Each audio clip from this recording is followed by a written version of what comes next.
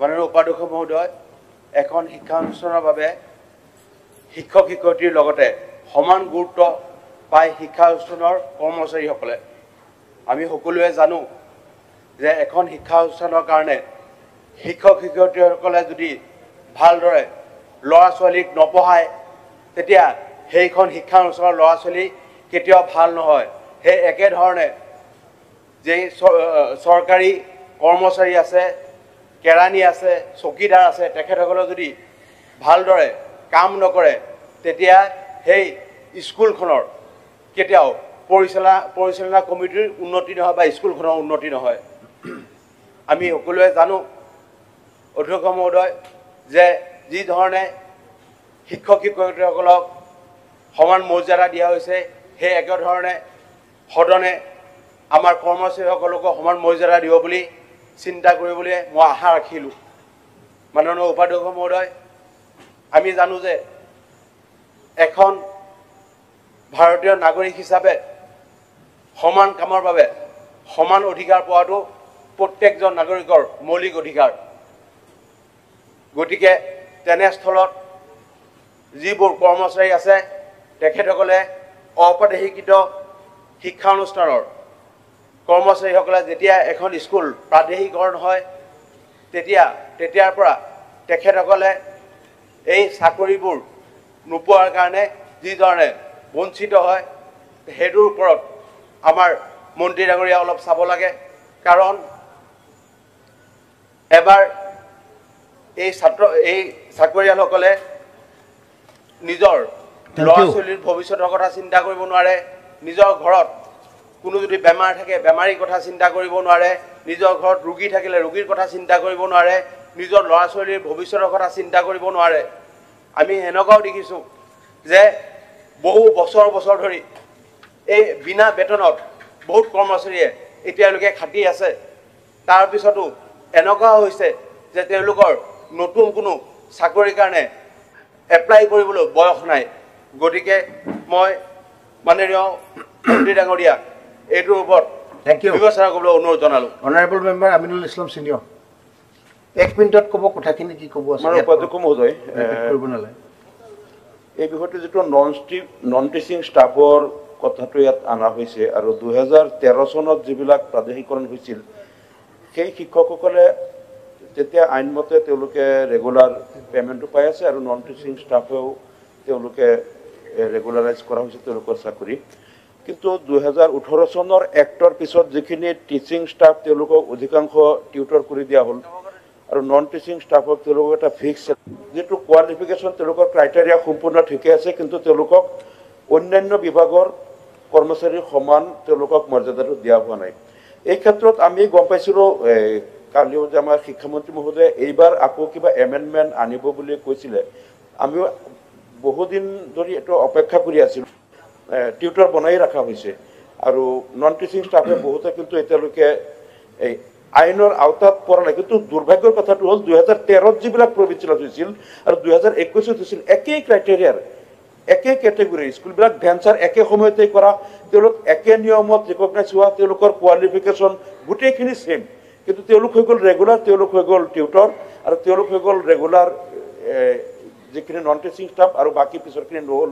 এই কথাটো কিন্তু বহুত তেওঁলোকে ঘূৰি থাকে, বিভিন্নজনক পুৱাই আন্দোলন কৰি থাকে। কিন্তু এই যে বৈষম্যটো হৈ গ'ল এইটো আমি ভাবোঁ যে যদি শিক্ষামন্ত্ৰী মহোদয়ে কৈছে যে এবাৰ এমেণ্ডমেণ্টটো আনিব, এবাৰ যদি এমেণ্ডমেণ্ট আনি এই সমস্যাটো চিৰতৰে সমাধান কৰি দিয়ক। ইয়াৰ পিছত যাতে অসম বিধানসভাৰ মজিয়াত এই বিষয়টো আৰু উত্থাপন কৰিব লগা নহয়, এই কথাটো মই ভাবোঁ যে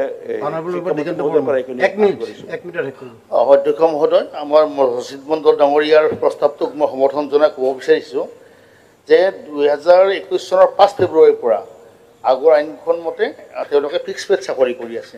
টোটেল ছাৰ কলেজ আছে 297, হায়াৰ ছেকেণ্ডেৰী স্কুল 172, হাইস্কুল 1281 আৰু ME আৰু MV স্কুল 1539, টোটেল ছাৰ 3271জন মানুহে চাকৰি কৰি আছে।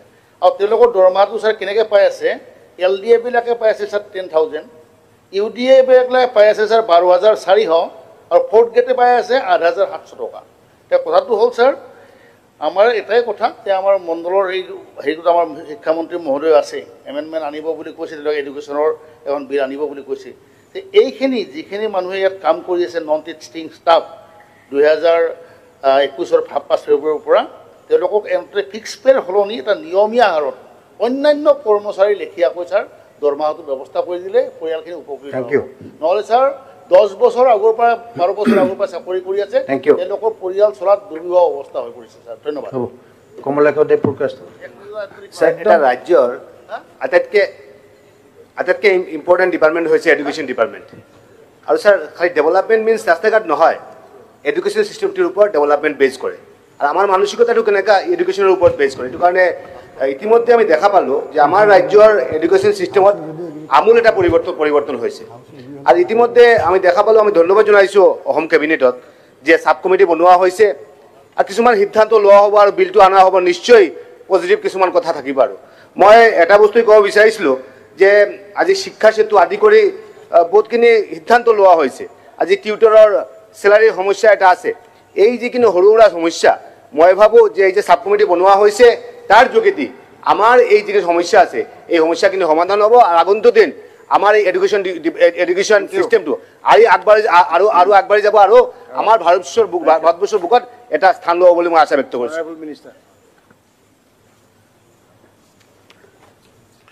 মাননীয় অধ্যক্ষ মহোদয়, যিকোনো আইনৰ ক্ষেত্ৰত এটা কথা সদায় মনত ৰাখিব লাগিব বা মনত ৰখাটো প্ৰয়োজন যে পাৰ্লিয়ামেণ্টে পাছ কৰা শিক্ষাৰ অধিকাৰ আইন এখন আছে, এলিমেণ্টেৰী বা প্ৰাথমিক শিক্ষাখণ্ড ক্লাছ 8লৈকে।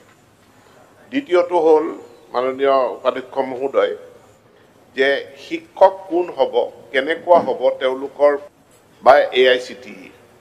গতিকে এতিয়া ৰাইট টু এডুকেশ্যন এক্ট আমি মানি চলি আমাৰ প্ৰাধিকৰণ আইনখন আমি গ্ৰহণ কৰিছিলোঁ। আমি national council of teacher education NCTৰ নৰ্মছ মানি আমি এই শিক্ষক আৰু টিচাৰ আৰু টিউটৰৰ ব্যৱস্থা আমি কৰিছিলোঁ। 2017 চনৰ যিখন প্ৰাধিকৰণ আইন, সেই আইনখন যদি ভালকৈ পঢ়ি চায় তেতিয়া দেখিব তাৰ মূল কথাটো বিদ্যালয় প্ৰাধিকৰণ নাছিল। তাৰ মূল কথাটো আছিল বিদ্যালয়ত কৰ্মৰত ব্যক্তিসকলৰ সেৱাৰ প্ৰাধিকৰণ। কিন্তু তাত এই ব্যৱস্থাও আছিল যে ক'ৰবাত যদি প্ৰয়োজন হয়, বিদ্যালয়ৰ যদি আন্তঃগাঁথনি ভাল, বিদ্যালয়ত যদি যথেষ্ট সংখ্যক ছাত্ৰ ছাত্ৰী আছে, তেনেহ'লে তাক ছেল্ফ বেছ স্কুল হিচাপে কৰাৰ ব্যৱস্থা আইনখনত আছিল। কিন্তু প্ৰাধিকৰণ কৰাৰ দিনাখনেই যে কিমান বিদ্যালয় ছেল্ফ বেছ হ'ব আৰু কিমান বিদ্যালয় তেওঁলোকে বেলেগ বিদ্যালয়ত চামিল হ'ব, সেই সংখ্যাটো নিৰূপিত হৈ থকা নাছিল। যোৱা বছৰকেইটাত আমি দীঘলীয়া এক্সাৰচাইজ কৰি আমি এটা পৰিসমাপ্তিলৈ আহিছোঁ যে আমাৰ ইমানখন বিদ্যালয় এটা ছেল্ফ বেছ হিচাপে বিদ্যালয়সমূহ থাকি যাব আৰু বাকী বিদ্যালয়সমূহ অন্য বিদ্যালয়ৰ লগত চামিল হ'ব। এতিয়া পদসমূহ ৰিটেনশ্যনৰ প্ৰয়োজন হ'ব নহয়, পদসমূহ পাৰ্চনেল পোষ্ট হিচাপে তাৰ ৰিটায়াৰমেণ্টৰ লগে লগে সমাপ্তি ঘটিব নে সেই পদসমূহক এটা স্থায়ী ৰিটেনশ্যন দি তাক কেৰি ফৰৱাৰ্ড কৰা হ'ব, বা সেই তাত যেতিয়া এজন ব্যক্তি তেওঁ যেতিয়া অৱসৰ গ্ৰহণ কৰিব তাৰ বিপৰীতে আকৌ নতুনকৈ নিযুক্তি কৰা হ'ব নে নহ'ব, এই সিদ্ধান্তটো ল'বৰ কাৰণে প্ৰথম আমাক এই তথ্যটো দৰকাৰ যে কিমানখন বিদ্যালয় ছেল্ফ বেছ হ'ল আৰু কিমানখন বিদ্যালয় বেলেগ বিদ্যালয়ৰ লগত চামিলকৰণ কৰা হ'ল।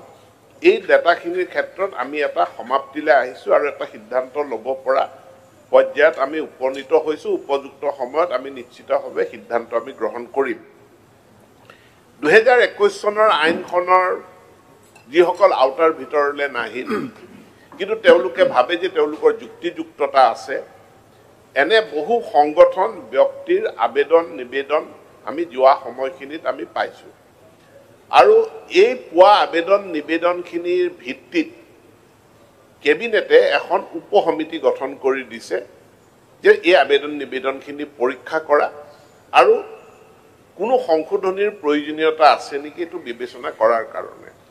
যোৱাকালিও কেবিনেট উপসমিতি য'ত আমাৰ মাননীয় মন্ত্ৰী কেশৱ মহন্ত ডাঙৰীয়া, মাননীয় মন্ত্ৰী জয়ন্ত মল্ল বৰুৱা ডাঙৰীয়া তাত সদস্য হিচাপে অন্তৰ্ভুক্ত হৈ আছে। যোৱাকালিও কেবিনেট উপসমিতিয়ে তন্নকৈ দফা দফাকৈ আমি বস্তুবিলাক পৰ্যালোচনা কৰি চাইছোঁ আৰু মই আশা ৰাখোঁ যে কেবিনেট উপসমিতিয়ে খুব সোনকালে এটা ৰিপৰ্ট দিব। মাননীয় বিধায়কসকলক মই আশ্বস্ত হ'বলৈ অনুৰোধ জনাইছোঁ, যিহেতু এখন কেবিনেট উপসমিতিয়ে এই বিষয়সমূহ পৰীক্ষা কৰি আছে, তেনে আমি জনাইছোঁ আৰু সকলো সমস্যা নীতিৰ আধাৰত, প্ৰচলিত ব্যৱস্থাৰ আধাৰত আৰু যি কেন্দ্ৰীয় আমাৰ আইন আছে, ৰাইট টু এডুকেশ্যন এক্ট আৰু national council of teacher education act যি আছে, তাৰ আধাৰতে আমাৰ ব্যৱস্থাখিনি আমি গঢ়ি তুলিম। ধন্যবাদ। Thank you. মাননীয় সদস্য আপোনাৰ প্ৰস্তাৱটো প্ৰত্যাহাৰ কৰিবনে? উপাধ্যক্ষ মহোদয়, এটা সাজেশ্যন আছে, এটা অনুৰোধ আছে। কেবিনেট সাব কমিটি যে গঠন কৰিছে, যিহেতু বিধানসভাত কথাটো আলোচনা হৈছে, যিসমূহ বিধানসভা সমষ্টিত এনেকুৱা বিদ্যালয় মহাবিদ্যালয়ৰ ওপৰত কথা বাৰ্তাবোৰ চলি আছে, মই মন্ত্ৰী ডাঙৰীয়াক অনুৰোধ জনাম কেবিনেট সাব কমিটিয়ে সেই বিধায়কসকল, যিসকল বিধায়কৰ এলেকাত আছে বিদ্যালয়সমূহ, এবাৰ তেখেতসকলৰ লগত আলোচনা কৰিব লাগে। স্যাৰ, এটা কথা মন্ত্ৰী মহোদয়ে ভাল কথা কৈছে। কেবিনেট উপসমিতি হৈছে আৰু চালি জাৰি চাই আছে। তেখেতে কৈছে যে RT এক্ট হিচাপে কামখিনি গৈ আছে, কিন্তু 3rd গ্ৰেড 4th গ্ৰেডৰ ক্ষেত্ৰত যি 2021 চনত যিসকলক প্ৰভিঞ্চিয়েলাইজ কৰিলে LPMৰ পৰা কলেজলৈকে লাইব্ৰেৰিয়ান বা 3rd গ্ৰেড 4th গ্ৰেড কোনো কোৱালিফিকেশ্যনৰ বাৰ নাই, গতিকে এইসকলকতো ৰেগুলাৰ কৰিব পাৰে। বাকী 2013ত যেনেকুৱা আপোনাৰ ৰেগুলাৰ কৰিছিল, RT এক্ট অহাৰ পিছতো 13ত যেনেকুৱা কৰিছিল 21তো তেনেকুৱা কৰিব পাৰে। গতিকে কেবিনেট সাব কমিটি যাতে এই কথা বাৰ্তাবিলাক ধ্যানত ৰাখি এইখিনি এমেণ্ড কৰে, এইখিনি এটা অনুৰোধ থাকে।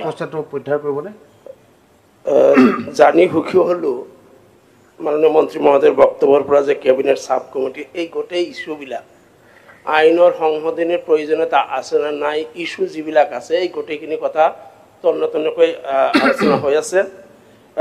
গতিকে মাননীয় আজি উপাধ্যক্ষ ডাঙৰীয়া, আপোনাৰ যে মাননীয় মন্ত্ৰী মহোদয়ক মই আজি অনুৰোধ কৰিব বিচাৰিছোঁ যাতে কেবিনেট সাব কমিটিৰ আজি আলোচনা হোৱা কথাকেইটা তাতে আমাৰ হৈ আপুনি যাতে দাঙি ধৰে। তাৰ মূল কথা হৈছে যে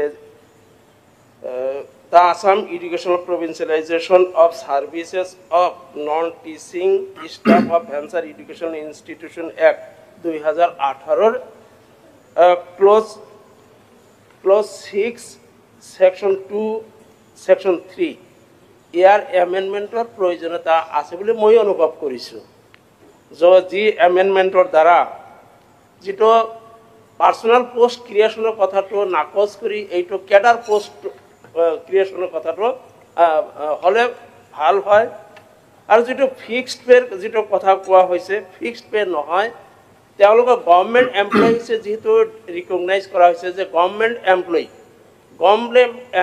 এমপ্লয়ী হিচাপে ৰিকগনাইজ কৰাৰ পিছত যি ৰেংকত যিটো চেলাৰী আহে সেইমতে তেওঁলোকক ৰেগুলাইজ কৰিব লাগে বুলি এইটো মই দাবী কৰিছোঁ। নেক্সট হৈছে এই অনাশিক্ষক যিবিলাক আছে 3488 জন যিটো অনাশিক্ষক কৰ্মচাৰী আৰু 19 জন এছিষ্টেণ্ট লাইব্ৰেৰিয়ান। মই এই দুটা কপি আপোনালৈ মই পঠিয়াই দিলে হয়। ছাৰ, মই প্ৰস্তাৱটো উইথড্ৰ কৰিছে নে নাই কৰা? উইথড্ৰ কৰিম, ডেফিনেটলি কৰিম। আৰু নেক্সট